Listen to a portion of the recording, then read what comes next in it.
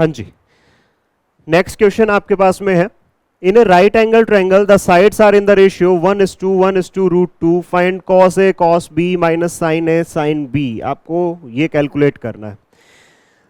तो ट्रिग्नोमेट्री का क्वेश्चन है आपके पास में, ठीक है। देखिए, मुझे इसको देख के कुछ समझ में आ रहा है क्या? कोई फॉर्मूला आपको याद आ रहा है कि ये फॉर्मूला किसका है? तो आप बहुत अच्छे से जानते हैं कि cos A प्लस B जो होता है वो क्या होता है आपके पास में? cos A cos B minus sin A sin B।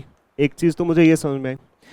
दूसरा, जैसे ही मुझे ये पता चला कि जो ट्रायंगल की साइड्स हैं वो इस रेशियो में है, ठीक है, तो जो आपके पास में राइट एंगल ट्रायंगल है, ठीक है, देखिए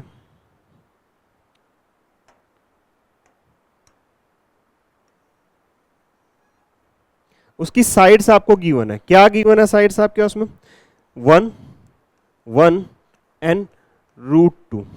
इट मीन्स अगर ये दोनों साइड इक्वल है, देखो ये राइट एंगल ट्रायंगल है आपके पास में, दोनों साइड्स अगर इक्वल हैं तो अपोजिट दोनों एंगल्स भी इक्वल होंगे। और कितने होंगे? 45 45 होंगे। कितने होंगे आपके पास में? 45 एंड 45 होंगे। तो अगर ये एंगल A है और इसको हम एंगल B एज्यूम कर लें, ठीक है, एंगल A और B 45 45 डिग्री है, तो cos A प्लस B कितना हो जाएगा आपके पास में? तो यहाँ पे cos A plus B 45 plus 45 and cos 90 degree कितना होता है आप लोग बहुत अच्छे से जानते हो, ठीक है, 0। This is the right answer. Clear है? इतना समझ में आया सबको? किसी बच्चों को इसमें कोई प्रॉब्लम नहीं होनी चाहिए, ठीक है।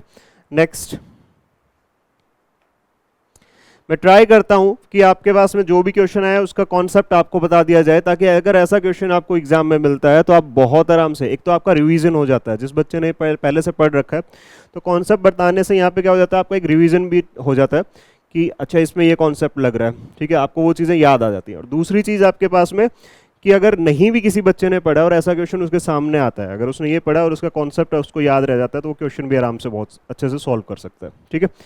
नेक्स्ट देखिए, A 2 metre broad pathways is to be constructed around a rectangular plot, ठीक है, एक रेक्टेंगुलर आपके पास में प्लॉट है ये, और इस पे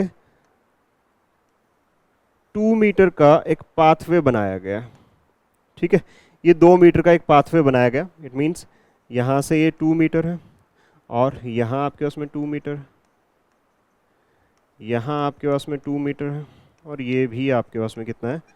2 मीटर, ठीक है। और हमें ये बोला गया है कि the area of the plot is 96, मतलब अगर ये L है और ये B है तो आपको L इंटू B गिवन है, कितना है आपके पास में? 96 सेंटीमीटर स्क्वायर, ठीक है। Then the rate of construction is ₹50 per metre square. पहली बात तो यही नहीं दे रखा कि किस चीज को कंस्ट्रक्ट करना है, चलो ठीक है, मान लेते हैं कि इस रोड को कंस्ट्रक्ट करवाने का आपको रेट दे रखा है। अब ये 50 पर मीटर स्क्वायर है, इट मीन्स मुझे ये वाला एरिया की रिक्वायरमेंट है, मुझे इस एरिया की रिक्वायरमेंट है। तो एरिया आपके पास में क्या हो जाएगा? L। तो लेंथ आपके पास में इंक्रीज हो गया, अब कितनी हो गई? 2, यहाँ 2 + 4 हो गया, इनटू सेम B + 4। बट मुझे तो इस रोड का चाहिए ना, तो इसमें से इस प्लॉट के एरिया को माइनस करना पड़ेगा। तो -L इंटू B कितने के इक्वल होगा आपके पास में? वो मुझे एरिया कैलकुलेट करना पड़ेगा। मेरे पास L इंटू B की वैल्यू है, लेकिन यहाँ भी चलो मैं मल्टीप्लाई करता हूँ तो L इंटू B आएगा, लेकिन साथ साथ 4L और B 4B भी आएगा। मेरे पास L और B की वैल्यू नहीं है। और यहाँ ऑप्शन में एक ऑप्शन दे रखा है डाटा इनएडिक्वेट, ठीक है, जो आपके उसमें डाटा है वो पर्याप्त नहीं है इस क्वेश्चन को सॉल्व करने के लिए, इस वजह से इसका आंसर क्या हो जाएगा? Data inadequate. None of these किसी ऑप्शन में दे रखा हो और डाटा इनएडिक्वेट दे रखा हो तो उस क्वेश्चन को थोड़ा सा ध्यान से जरूर सॉल्व करना कि आपके पास में कहीं इन दोनों में से तो कोई आंसर नहीं है, ठीक है। तो ये थोड़ा सा आपको ध्यान रखना है कि हमारे पास में L और B की वैल्यू नहीं है, यहाँ पे डाटा इनएडिक्वेट है, तो हम ये सॉल्व नहीं कर पाएंगे, ठीक है। चलिए नेक्स्ट।